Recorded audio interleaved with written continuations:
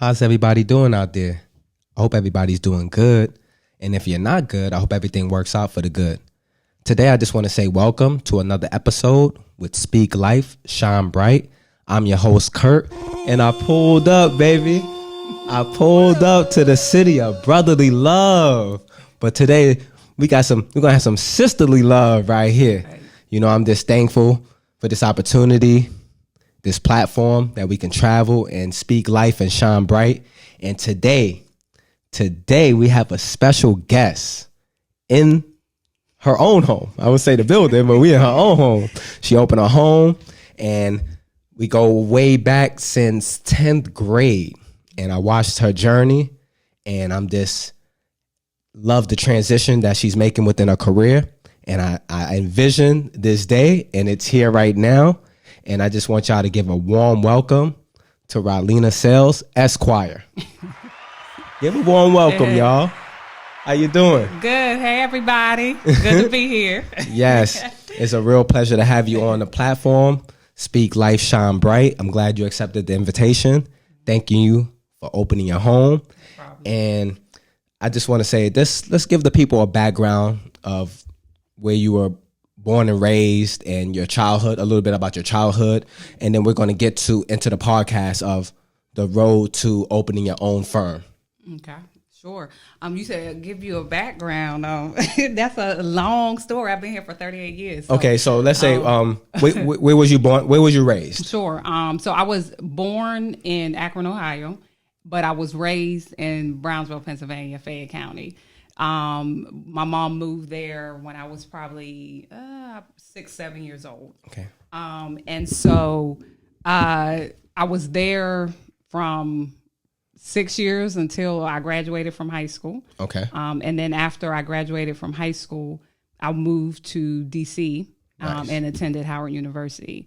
So when I was 18 in college, Howard University, and then I lived in the DC DMV area for probably about maybe 4 years. Okay, we go. Oh, I'm going to. So you weren't like weren't like when I was in elementary. Okay, So your childhood, you was born in Akron. Sure. Then your mom moved to Brownsville, Fayette County, and then you started to go to school there. And so you was raised by your mother. Correct. Yeah. So my mom is a domestic violence survivor. And so my father, biological father, there was domestic violence in the home. And so my mom fled from Akron, Ohio when I was around 6 years old. And brought us to, well, I was probably younger than that, but what I can remember I was young at a young age. She brought us, me, my sisters, and my brother. So there's 4 of us in total from Akron, Ohio, and brought us back to Fayette County, Brownsville. So from that moment on, I lived there until I turned 18. Wow. Mm-hmm. You know, just hearing that alone, now I can understand why I have the connection with your mom, your brother, and you and your family. Now I know why, because I share a similar story like that. Oh, okay. But this is not about me today. This is all about you. Hey, you can join in on this, Nala. Okay, so Brownsville, Pennsylvania. Sure. So how was it growing up in Brownsville to you? Yeah, so I have to note that my mom raised us as a single mother until I was about 14. And that's when she met my stepfather. But majority of my life, yes, my mom was the primary and sole parent for me. Even when my biological father was in my life, I don't know or remember much there. All I always remember was my mom being part of my life. But in any event, being raised, Brownsville, Pennsylvania, to a certain extent, it was good. It was a small town. That's all you ever knew. Mm-hmm. People generally were good, right? Mm-hmm. Quiet. Everyone said hello and all that good stuff.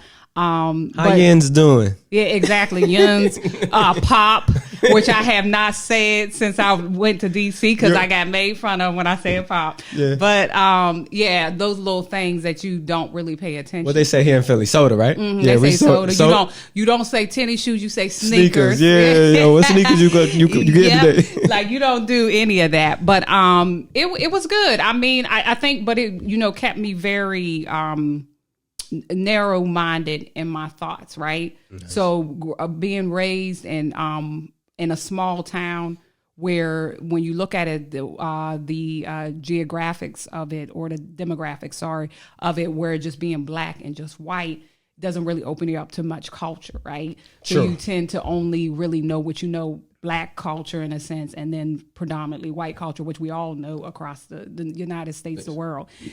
So in any event, it made me a very narrow-minded person.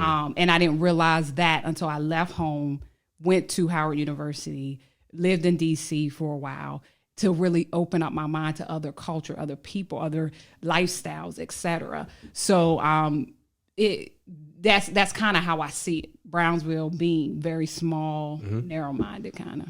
So from what I'm getting, I guess, who would be your role model? I mean, the reality of it is we have very few, right?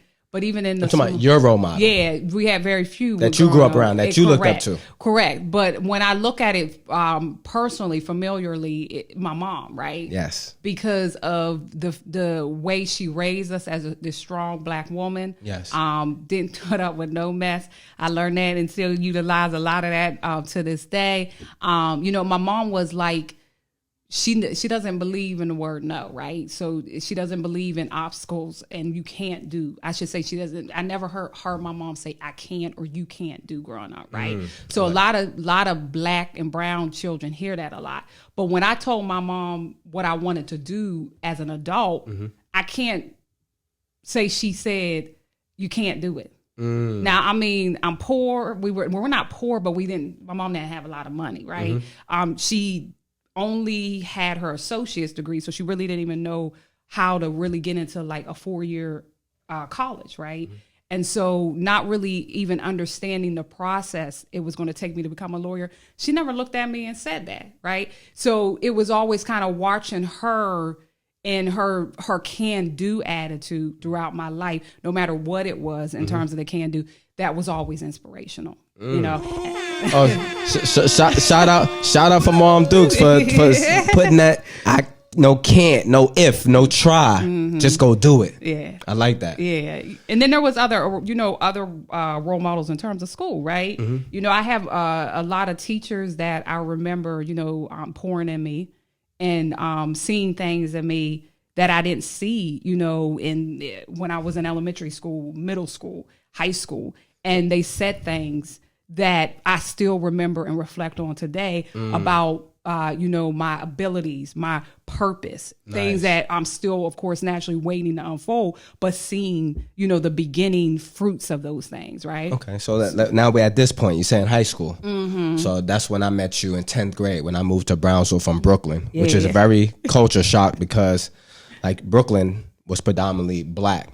And it's a move to a predominantly white area, suburb too, on top of that. Right. It was just a minor culture shock to me, but I still see my people around, so I was okay. Yeah. So you're in high school now. People are pouring into you. Teachers are pouring. Your mother, of course, is pouring into you. Then the teachers are pouring into you. And at this time, during 10th grade, 11th grade, 12th, were you set in the mind that I want to become a lawyer? No. So honestly, Curtis, the reality of it is I knew I wanted to be a lawyer when I didn't even know what a lawyer was, right? So as I mentioned, what age is this? If you ask my mom, she would say about maybe 6, 7. Oh wow! Like, I mean, so when my mom fled from Ohio, there was a lot that happened that I'm not going to, go into. Yeah, that's her story. Yeah. But at the end of the day, as a child, I watched that, right? And especially watching her in terms of with police, law enforcement, we having to go to court because of custody issues, etc. I didn't really know how to get there, but I named it, right? So all I said it to my mom is, I want to help you. Right? Like, I want to do what they're doing, talking about the lawyers to help you, because I didn't know what it was called at that time. Right. But as I got older, I was able to name it and realize it was called a lawyer. It was called an attorney. They were called attorneys. They were called lawyers. And so as I got older, that never left me. Right. So it just caused me to be intrigued, to learn on my own, seek out people who unfortunately didn't look like me that were lawyers, but they were lawyers and they can kind of help me and guide me. And so at that point, as I was navigating through elementary school and middle school in high school, I knew it was called a lawyer. And so I started seeking people. And I had classmates who had fathers who were attorneys. Yeah. And I talked about it. And then they would tell that one of the students one of the people we grew up with, Adina Davis, she told her father pulled me in, when I got to a certain age to allow me to start working at the firm and start showing me how to be a lawyer. James Davis. Was that during high school? This was in high school. Then when I went to college, they let me see, worked with me high school, college, and law school. Was that building credit? Were you giving me credits or just like some kind of internship? A little stipend, a little bit of money at some point when I started working. Then initially was volunteer type thing. But it was just kind of just being around it, kind of seeing what they did because I didn't know what a lawyer was. Wow. What everything you just said, it reminded me of it's like a village. And your mom seen your gift, that the purpose God put in you. So she's, of course, it says raise a child in the way that they should go. So I guess she was pouring that into you. Then the surrounding people, despite of like this, we look at this, they looked at your gift and they allow you to walk into those doors. Davis and Davis, they just got another award. They won 2001 best law firm in the Fayette County area.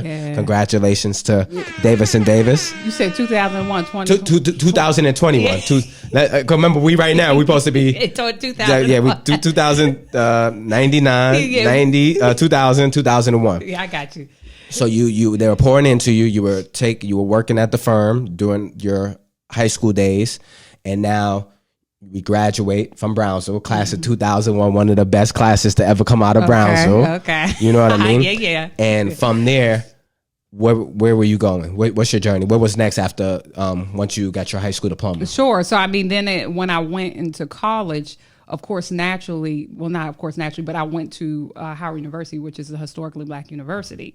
So shout out to Howard, baby. And so being at Howard, seeing as you mentioned, culture shock, right? So I went through it from a predominantly white area to being at the Mecca, Howard University, where everybody is majority Black. Chocolate City. Exactly. And so I'm having classmates who their parents are lawyers, right? They're coming from backgrounds of very educated, educated backgrounds, and I'm talking and more to Black and brown people who can help teach me, tell me what I need to do to prepare academically to go to law school. Nice. So that's what that part of that stage of my life taught me as to what do I need, what kind of classes I need to take, what kind of the major I need to major in, what do I need to do in terms of my resume, like in terms of work, internships. That was what that taught me, and just engaging and talking to various people, judges, lawyers, helped me figure that part out. That's nice because a lot of people going to college, they don't even know what they want to do. So you're wasting credits, time, and sometimes if you're not finance, you're wasting money. Right. So you was on a mission. Yeah, I can't remember a time where I didn't know I wanted to be a lawyer. Wow. And it's always been, there's been times in my life, as we'll talk about, where I wasn't sure if I could ever get there, but I always had the desire to I knew it was my purpose in life.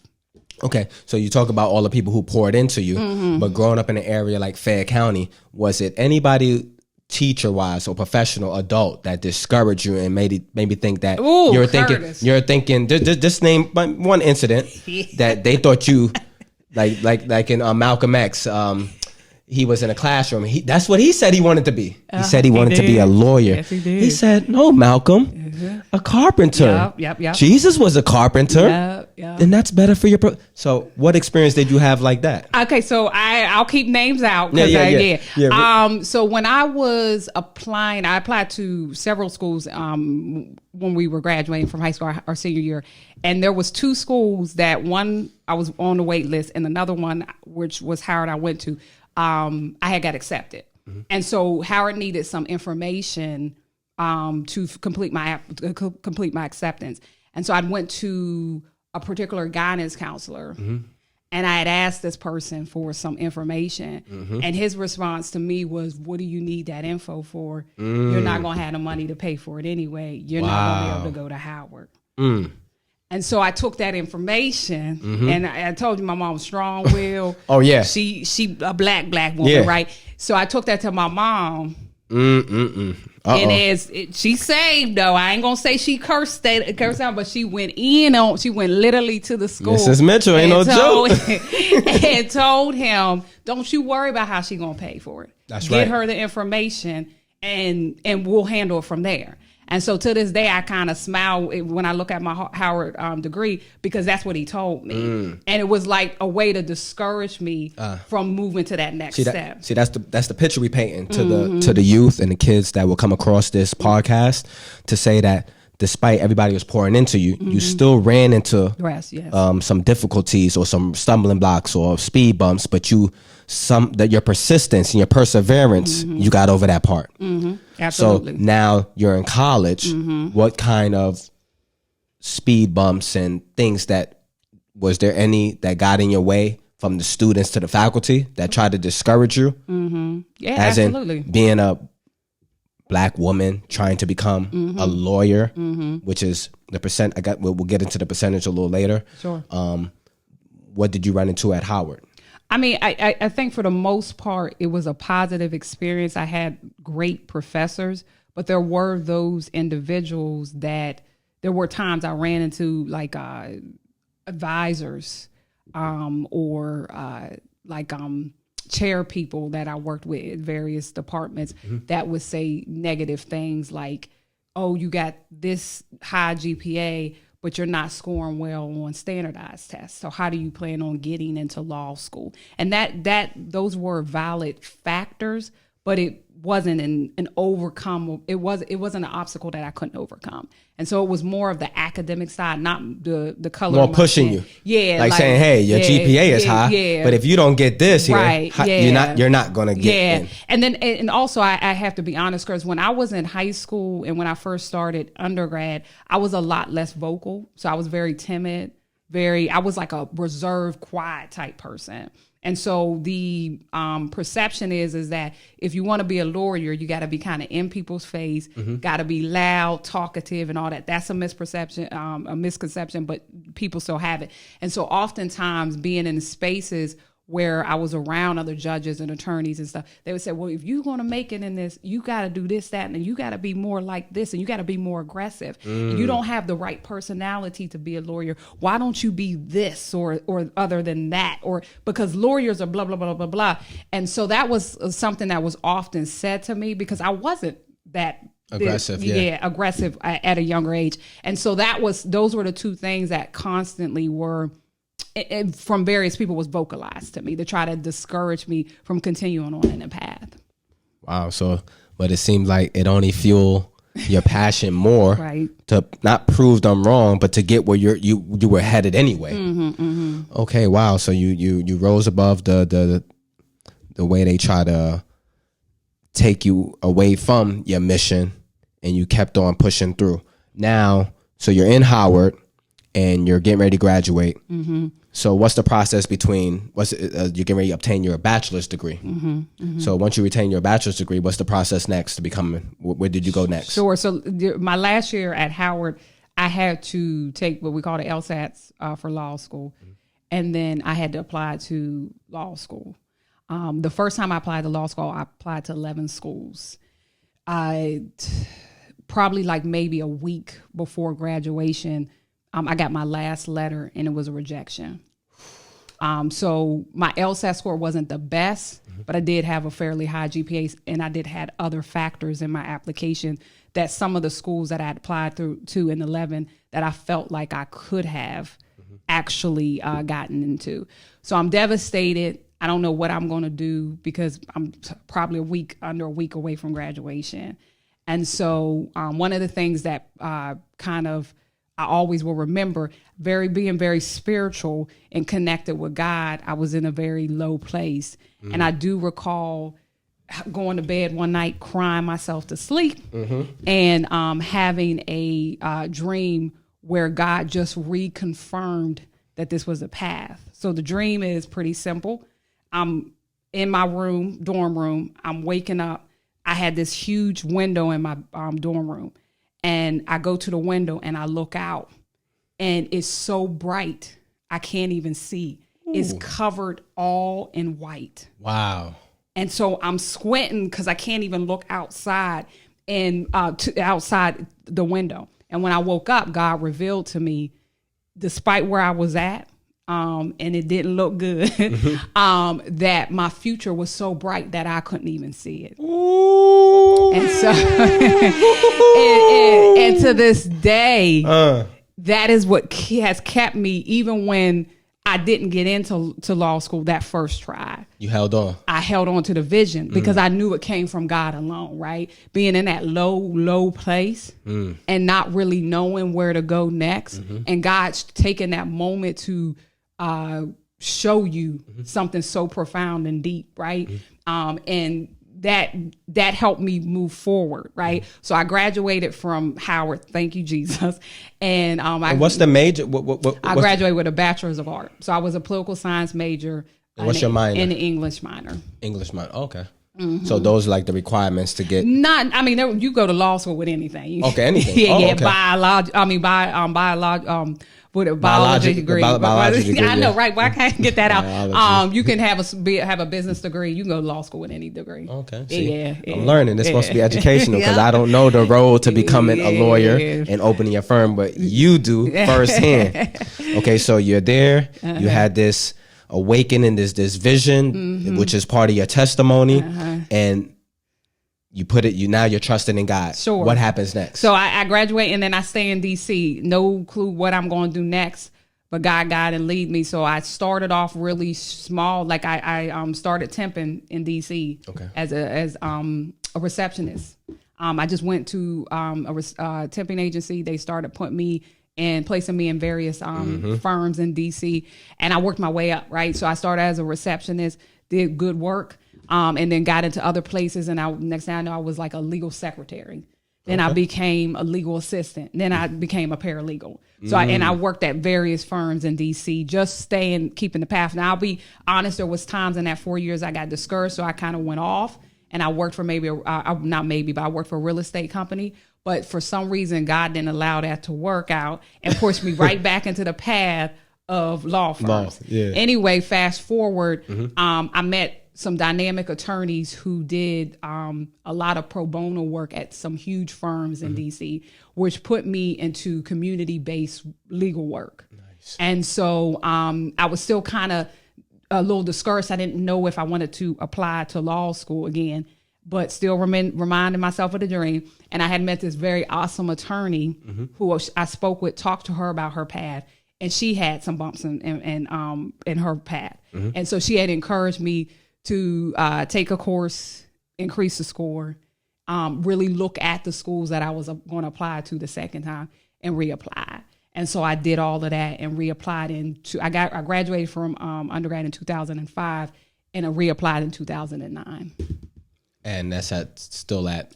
I'm still in DC. In the DC area? Yes. Mm-hmm. And you're applying for the law school now? Correct. I'm applying for law school. So it was, I started my application process in 2008, but the way it rolls is you start in the fall, but you don't really hear back until the spring of the following year. Yeah. So, again, seeing myself, now this time I only applied to 9 schools and I'm seeing myself not getting into any schools. I had I got 4 straight up rejections and I had 5 schools left going into the beginning of 2009.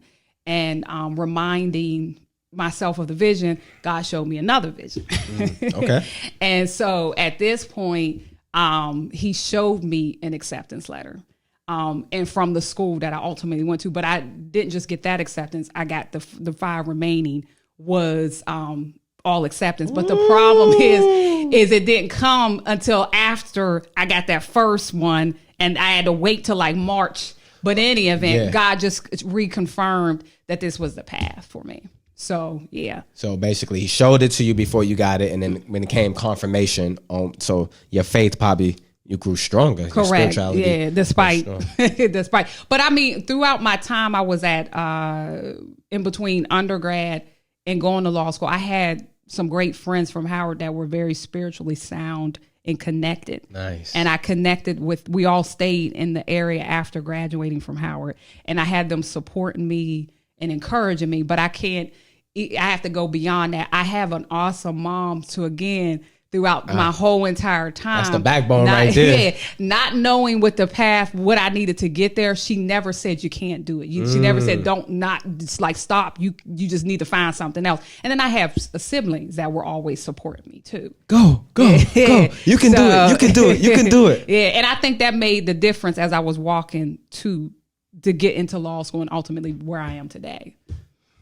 That is a beautiful thing. Wow, with family, friends you met along the way. It's not like people you grew up with. And usually when you think about college and college students, everybody try to keep their religion, the spirituality like hidden. So when you say that, that's amazing, because I guess the spirit recognized the spirit and they seen that in you, and they was able to say, hey, you doing a good thing. Just hold on. And like you said, the woman, she shared her experience to make you let you know that you're not the only one that had stumbling blocks or difficulties becoming a lawyer. Exactly.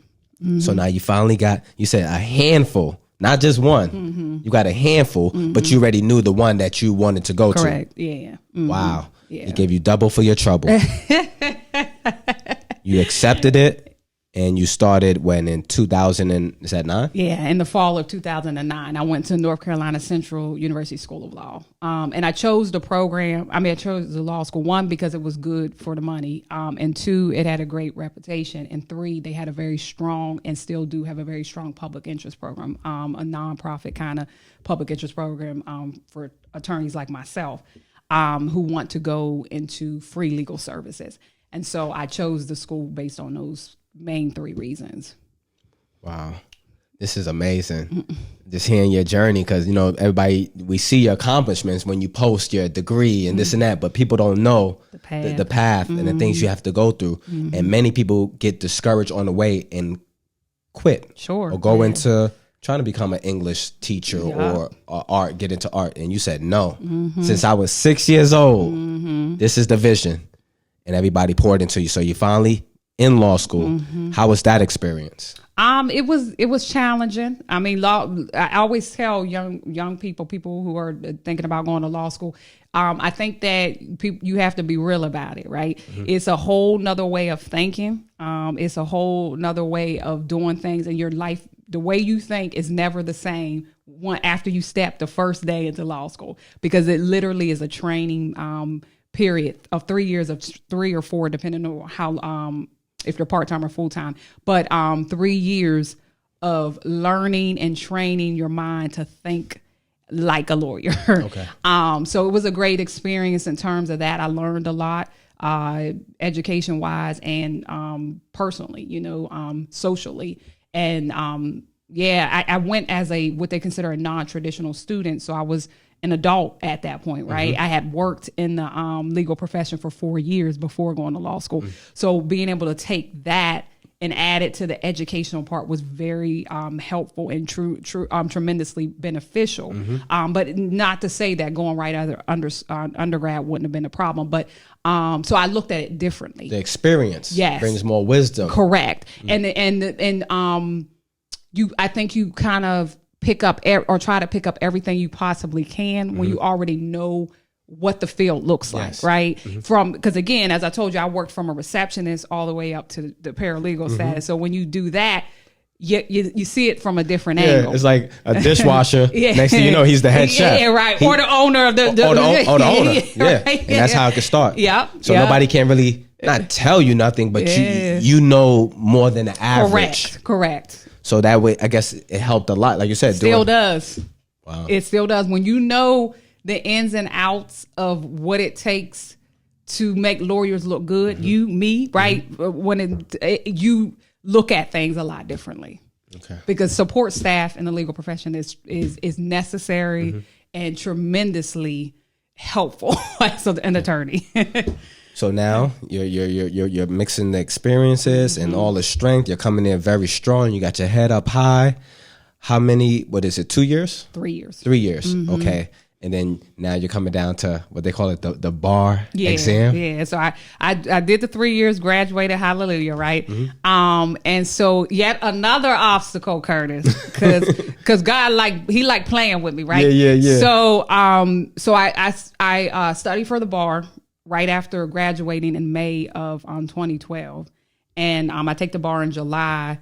And I get my results back. And unfortunately, I miss, because I'm licensed in Pennsylvania. I took the Pennsylvania bar. I missed the PA bar by 6 points. So I failed.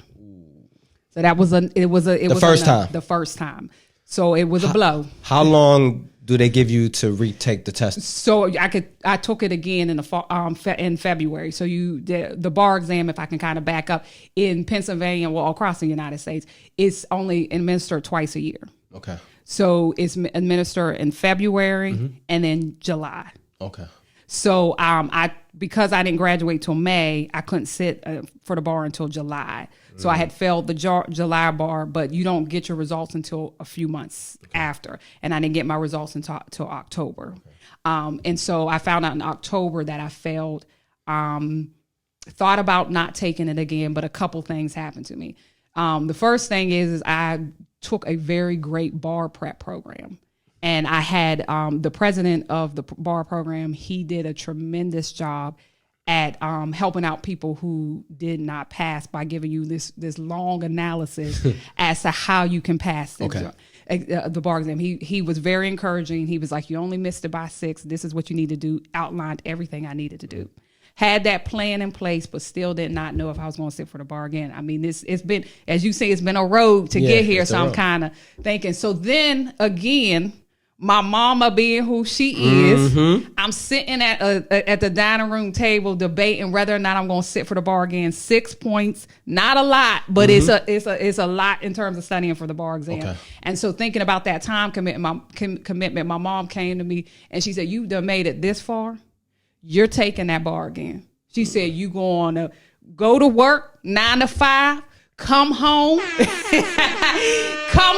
study, use your weekends to study, and you going to pass this bar exam." Fast forward, February of the next year happens, and I sit for the bar, and God being as faithful as he is, I passed the bar by way more than 6 points. There was no doubt. That's how high my score was.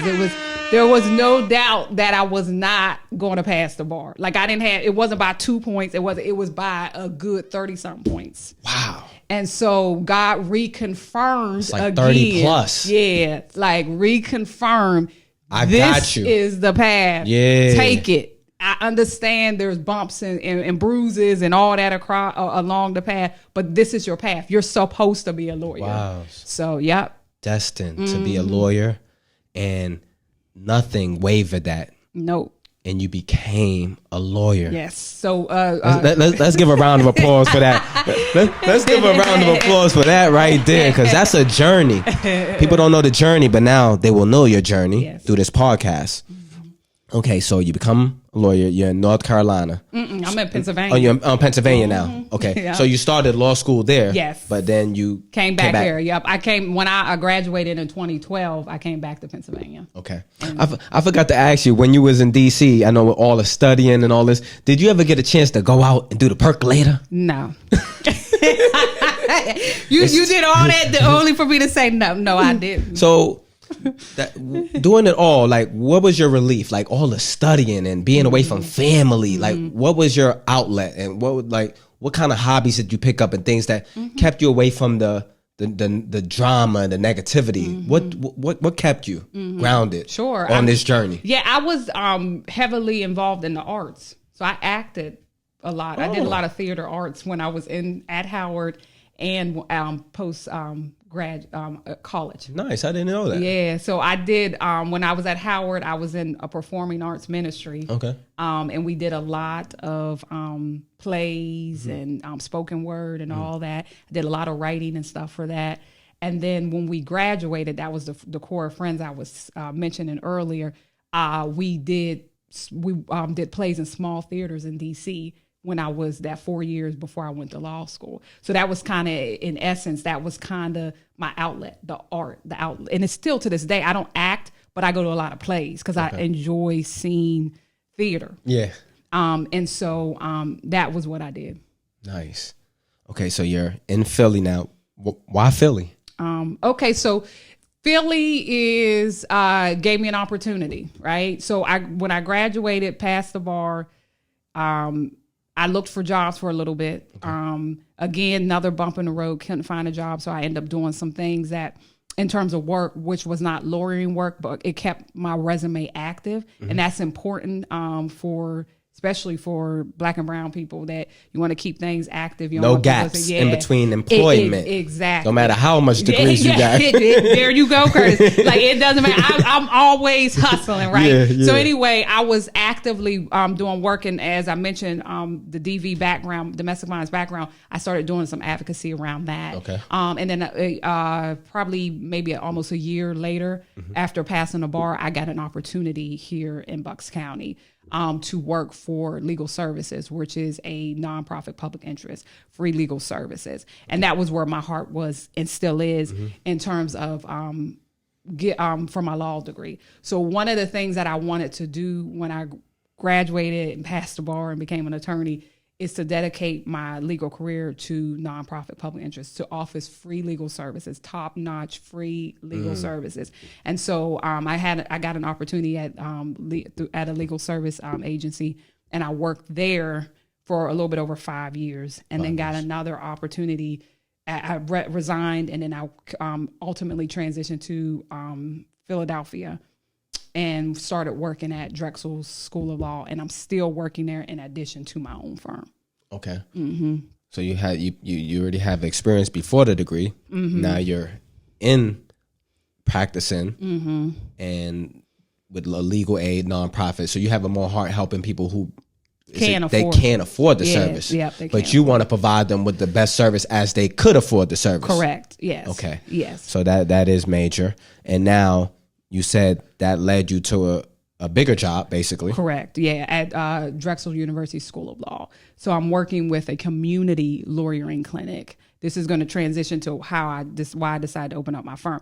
In any event, so I started working with them in 2019. Okay. And one of the major things that we do at the clinic is we work with individuals who own homes. But the title isn't in their name. So a lot of people don't know this if you don't live in Philly, but Philly has a lot of home ownership. But the problem is, and especially in Black and brown communities, they own their homes.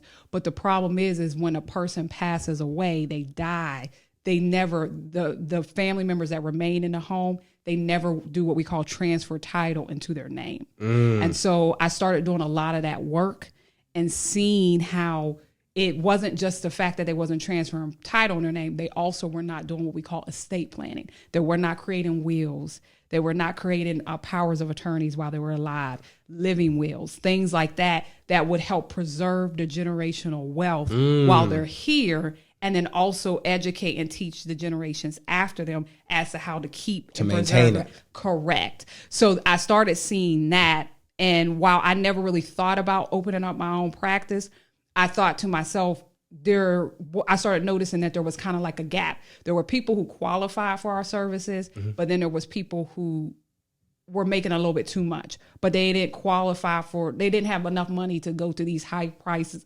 big law firms. So it ended up igniting something in me to saying, I want to meet that gap, right? So that's what started Law Office of Rodlena Sales, Esquire, because I wanted to, and again, still have the community-based free service. Hold on, say that again. You got to say that clear. Let them know. The Law Office of Rodlena Sales, Esquire. That is beautiful hearing that, because that's you starting to you was sowing all that since 6 years old. You didn't even know you was sowing. Then God was sowing, and as you was getting tired in the field, He said, "No, I want you to keep sowing because the harvest is going to come." Right. The harvest, you just got to hold on, and you held on, and now the harvest is starting to come. You starting to get into the field. You starting to see, since you got me here, God, where do you want me to go with this? Sure. So He's saying, I want you to help people. They seem like they got it together, but they don't really know the legal parts of it. And that's where we're losing the ground. So here you come and you open your own firm. Correct. Yeah. And how long has that been? What was the launch? When was the launch date for that? So I just opened this year, April 23rd of this year, 2021. Okay. And so it's a start of a bigger picture, Curtis. Okay. So right now, as I mentioned, I'm still doing community-based work, but and building my own practice. And so I started off with estate planning, which a lot of people don't understand. I started off with estate planning because, again, the need to preserve wealth, particularly in Black communities, right? It's not just Philadelphia that got this problem. We're not an anomaly, right? All cities. Yeah, exactly. It's all cities where Black people, even Black people who have wealth, do not know how to preserve and protect it, right? And so I started with that area of the law, estate planning, generational wealth building, because I want to start bringing money back into our communities. How do we do that? Well, if you own a home, which is a huge asset, I don't care if it's only worth $8,000. It's an asset. That's an asset. Okay. And rather you liquidate it, sell it, whatever, in your lifetime, it will help out the next generation, right? So that's where I'm starting, but there's a bigger picture, right? So I would love to see in the future, and this is just kind of speaking, to have more firms where I'm connecting with Black and brown attorneys, males and females, where we're creating some type of partnership where we have it throughout the United States. A network. Correct. You know how you have these big time, predominantly white firms that they have their big names, so-and-so and such, and they're all across the United States. 90%. Yeah, right? I would love to see that where it's owned by Black people, right?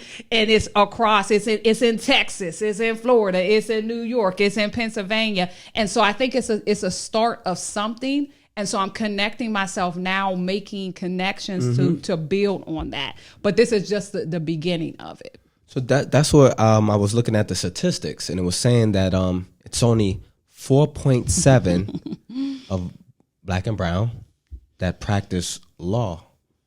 And the reason why I guess they can't get into these big firms that we're talking about, because they have these barriers, I guess, that they might not want to let us in. But I have learned through this podcast, through your perseverance and through your persistence, that don't matter what barriers and walls they put up, there's still a way. When it's meant to be, when it's in God's will, it's going to happen. Yes. So it's happening. And you just spoke something into existence. Like you said, you don't know how, what, when, who, but you spoke it into existence. And I believe I see it. You want to network. Correct. Yeah. We have 50 states here in America. If you can network, of course, you can't be in every state, but you have people who is of the same mind, that's thinking like you, and want to see more of our people representing us and educating us and making it solid, where we don't lose that wealth that grandma and grandpa worked so hard for, just because somebody comes and offer you a few more dollars. You don't know what you're giving up. So you come and you help them learn about transferring the deeds and creating wills and whatnot.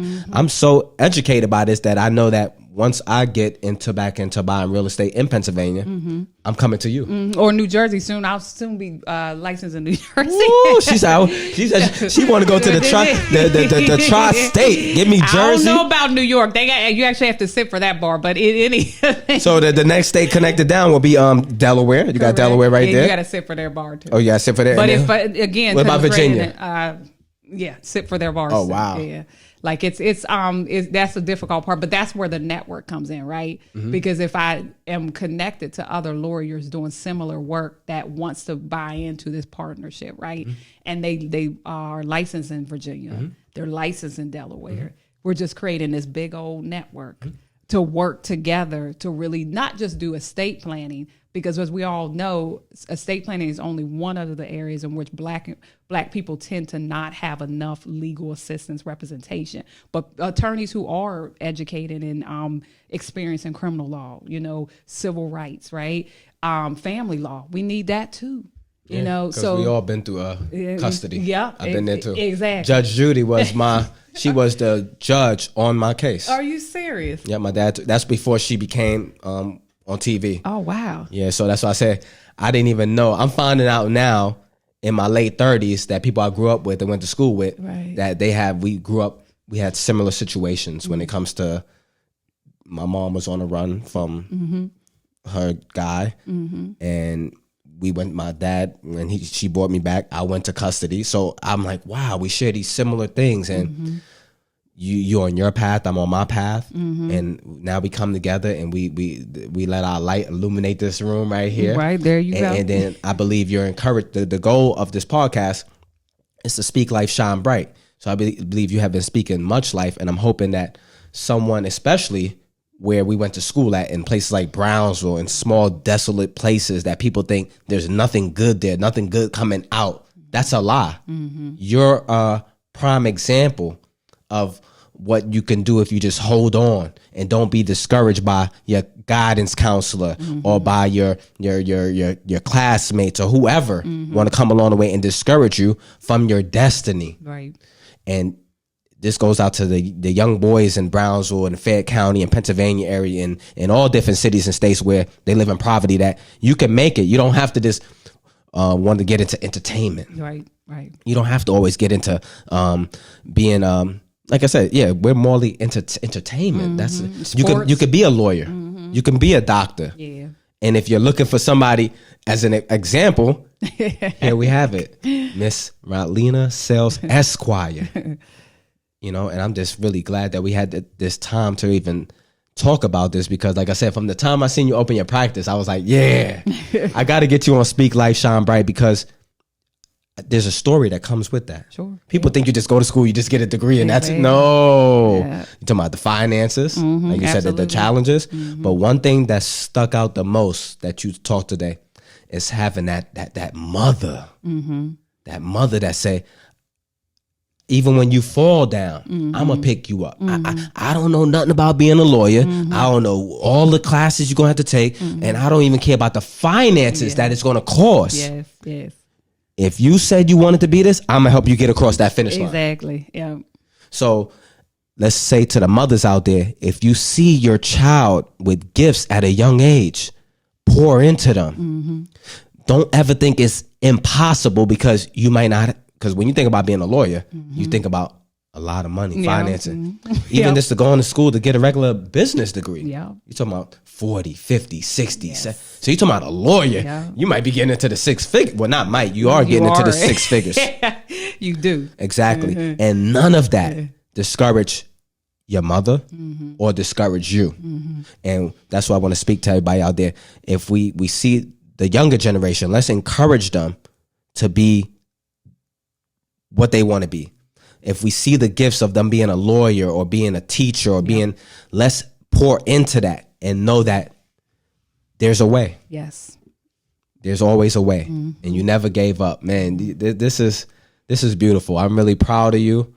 I'm like, because we went to school together to see, I'm not the type to be like, as I'm standing in line for whatever I'm destined for, I'm celebrating from a distance your accomplishment. Yeah, same here. I celebrated.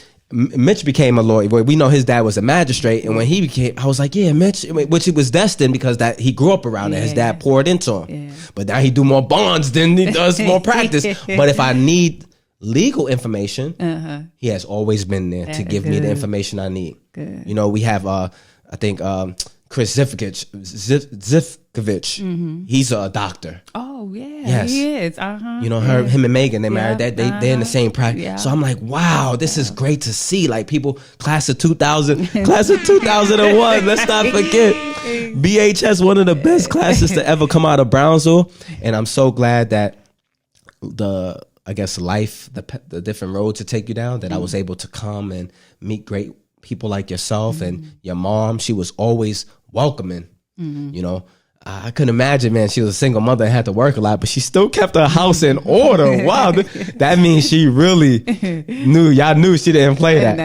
Yep. We all still like that, knowing how to keep things, because that's how she ran it. That's what she taught us. How to keep things in order, house, work, wherever you. I see it because I visit your brother down in North Carolina in the same manner. Well, we might live a little like this, but still, it's still in some kind of order because of who he was raised by. And I'm I'm really happy that we got a chance to talk, and I'm hoping one day after I read your mom's story that I'll be able to bring her onto the podcast, because I'll be able to. I think it's important that I read the book first before we do that. So, man, it's just been a pleasure having you on Speak Life, Shine Bright. Thank you. You know, I can't wait to sit down and edit this and listen to get the information, because it needs to be spread across the board. And I really picked up that vision that you see, the umbrella of a network. And it could be, like you said, not only in America, it could be in the whole, the Western Hemisphere, going into the Eastern Hemisphere. Just like we have all these urgent cares. These things didn't pop up. Exactly. Somebody knew that going into emergency room, they taking too long for something. It might be little. But if we open these little urgent cares all over the city, it'll ease up the emergency room. Right. And then we'll be making what we're supposed to make. The client, people will be taken care of and looked upon, whatever they're dealing with, and everybody be happy. Yeah, exactly. And that's the same thing I see for what you're talking about. When we talk about that network, I see it just like an urgent care. Right. Yep. So, I would agree. So you spoke it into life, and I'm looking forward to hearing more great things of everything that you're doing, because like I said, when you come from Brownsville, a place like Brownsville in southwestern Pennsylvania, I think the population is not even 100,000. Really? Fayette County is about over 100,000 within itself collectively, but not Brownsville. Gotcha. You're talking about 50, 60, 70,000, something like that. And to come from that place, nobody's going to think that, oh, you could become a lawyer, especially being black.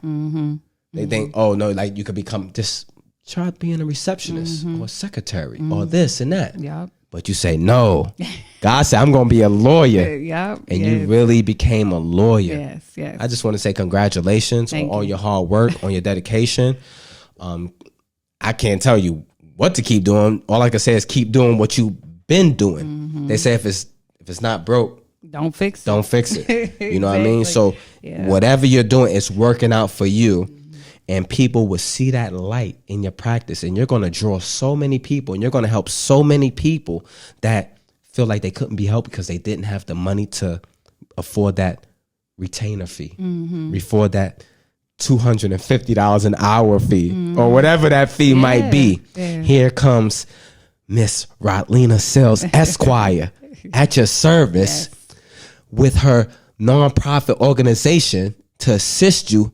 It's not. So my firm. No, not your firm. I'm talking about the firm you was working before.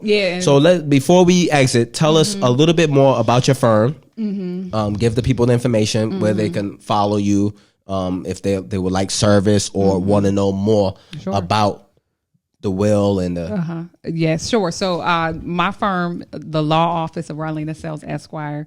I am on social media. I'm on Instagram as well as Facebook under the law office of Rodlena Sales, Esquire.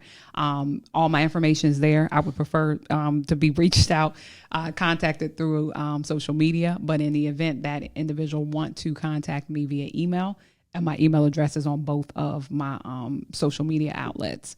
Okay. So I do offer free consultations, not because my service is not superb and very much worth some money, but it's, again, to reach individuals who need the assistance but may not be able to pay all the money that they need to have. And I'm not trying to say that legal services should be free, but the purpose, again, of my firm is to reach those individuals that, again, are not poor enough, as we say, to get free services, but don't have a whole bunch of money in the world to pay thousands and thousands of dollars in terms of retainers.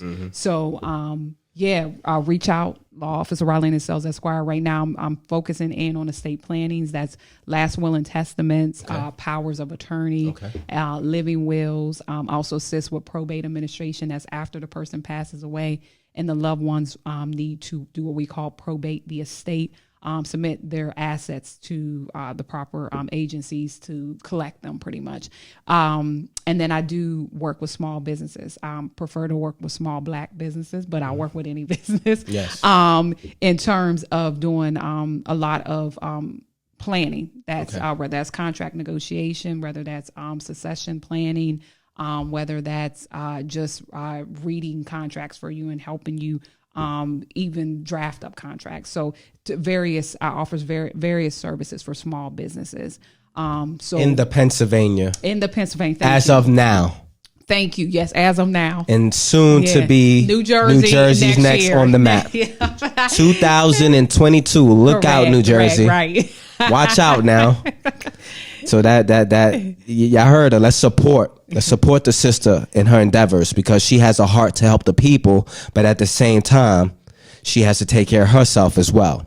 So let's support, let's share, let's take care of our people, and let's get the right services to put us in a whole that realm of financial wealth, passing out, creating wealth, to have something to pass down, to create generational wealth, which we are so behind. And if you know your history, we don't have to get deep into that. You know the reason why, but that cannot stop us, because like Mrs. Mitchell said, ain't in the vocabulary. we ain't doing that here. Yep. So follow on social media. Yes. Follow on Facebook, Instagram, and let's give support. Let's find the information, and let's start turning this thing around in this new decade. I just want to thank you for coming on to Speak Life, Shine Bright. You know, we pulled up. I pulled up in Philly, you know what I mean, the city of brotherly love, but you showed me some sisterly love by opening your home to do this podcast. The breakfast was good. I just thank you for the hospitality. I thank you for all the information and sharing your journey to opening your own law firm. And I know God is going to bless it, because he's not going to bring you, like you said, he's not going to bring you this far and leave you. He got you. He carrying you. They said when I only seen two footprints in the sand, I thought you was like, that was God carrying you. He carried you all the way through. Yes. So there's more of a journey. There's more work to be done. Right. And I'm sure he's going to bless you and give you everything that you need to get the work done, to be successful. So I just want to thank you again for coming on the podcast. Speak Life, Shine Bright. You know, like I said, we pulled up, we put it down. You know, I'm your host, Kurt, and I just want to thank y'all for joining us. One love. Stay blessed.